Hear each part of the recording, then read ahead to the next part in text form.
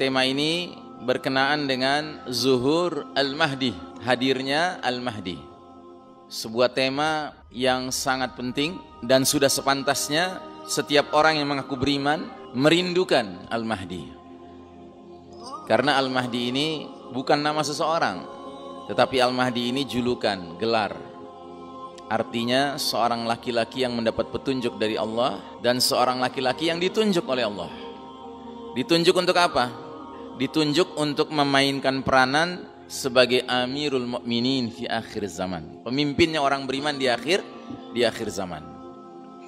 Kehadiran Al-Mahdi akan menjadi peristiwa yang sangat penting karena dia akan menandai sebuah perubahan dan perpindahan babak perjalanan umat Islam dari situasi yang sebelumnya penuh dengan kezaliman dan kesewenang-wenangan menjadi situasi yang penuh dengan keadilan dan kejujuran.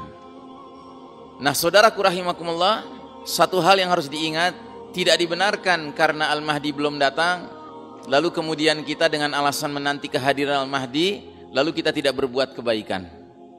Kita kemudian menunggu secara pasif dan bahkan tidak melakukan peningkatan keilmuan, peningkatan amal. Ini adalah satu pandangan yang keliru. Kehadiran Al-Mahdi adalah kehadiran yang jadwalnya Allah yang Maha Tahu. Namun berdasarkan berbagai hadis-hadis yang Nabi SAW sampaikan kepada kita, maka kita diberikan tanda-tanda. Sebagaimana tanda-tanda menjelang kiamat, maka tanda-tanda menjelang hudur Al-Mahdi juga ada. Nah, saudaraku rahimakumullah, sebelum kita masuk kepada Al-Mahdi, perlu disadari bahwa alamatus sa'ah, tanda-tanda kiamat itu menurut para ulama kita terbagi menjadi dua kelompok. Ada yang disebut alamatus sughra, tanda-tanda kecil, dan ada yang disebut alamatul kubra, tanda-tanda besar. Tanda-tanda kecil jumlahnya sangat banyak dan umumnya datang lebih dahulu. Sedangkan tanda-tanda besar jumlahnya terbatas, hanya 10. Dan semuanya muncul ketika kiamat sudah dekat sekali akan terjadi. Kalau kita pelajari hadis-hadis tentang tanda-tanda besar, maka tidak ada yang menyebutkan bahwa Al-Mahdi min alamatil kubra, termasuk tanda besar. Dia tanda kecil. Tetapi kehadiran Al-Mahdi termasuk tanda kecil yang datangnya belakangan. Jadi kehadiran Al-Mahdi ketika tanda-tanda besar sudah mulai bermunculan, di sela-selanya terjadilah zuhur Al-Mahdi, kehadiran Al-Mahdi. Makanya dalam sebuah hadis dikatakan, sekiranya umur dunia ini tinggal sehari, Allah akan panjangkan hari itu sehingga Allah utus Al-Mahdi. Nah, jadi kemunculan Al-Mahdi itu di ujung perjalanan umur umat Islam ini, yang berarti ketika tanda-tanda besar sudah mulai bermunculan. Nah, saudaraku rahimakumullah, 10 tanda besar menjelang kiamat. Kalau kita lihat tidak ada penyebutan Al-Mahdi.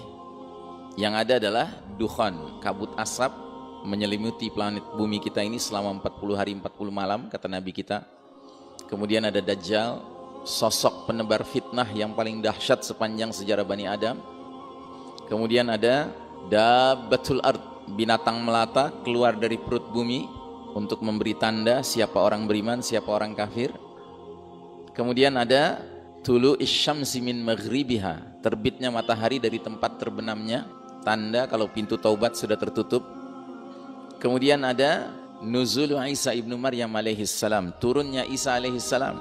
Ini termasuk tanda besar. Dan tanda besar ini kalau kita sudah mengerti ilmunya, dapat kita jadikan sarana berdakwah kepada orang Nasrani.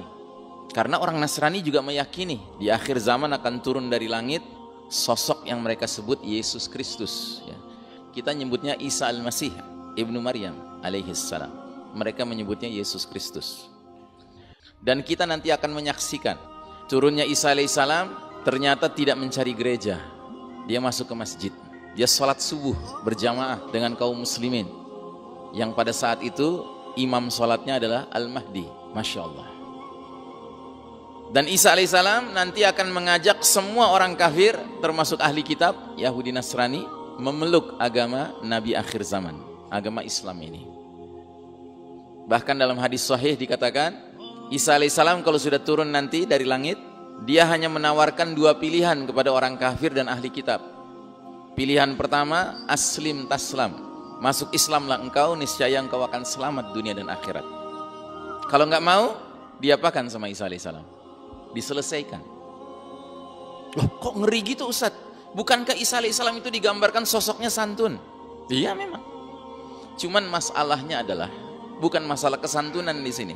Masalahnya turunnya Isa alaihissalam termasuk tanda kalau dunia sudah memasuki injury time. Dunia sudah mau berakhir. Waktu sudah tinggal sedikit. Adalah keterlaluan kalau orang kafir, Yahudi, Nasrani masih tetap ngeyel ketika Isa alaihissalam sudah turun. Karenanya cuma dikasih dua pilihan, atau masuk Islam atau mati. Dan akan ada nanti orang-orang kafir, Yahudi, Nasrani yang masuk Islam tidak mau, tapi mati lebih gak mau lagi.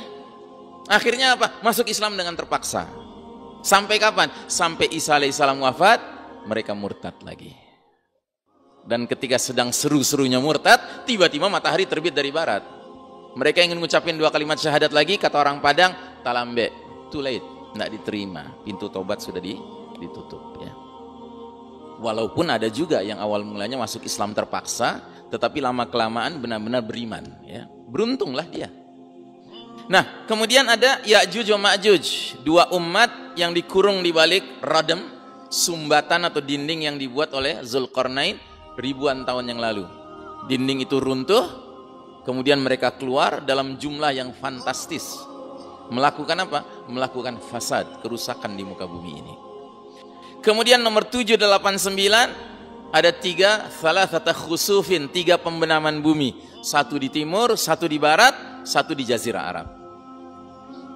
Dan yang ke-10, api keluar dari Yaman, menggiring manusia ke tempat mereka berkumpul untuk mengalami dahsyatnya peristiwa kiamat. Ya. Ada disebut Al-Mahdi? Dari 10 tanda itu ada? Tidak ada. Ya.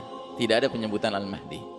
Karenanya Al-Mahdi bukan tanda besar, dia tanda kecil. Namun kemunculannya, kehadirannya ketika tanda-tanda besar sudah mulai bermunculan.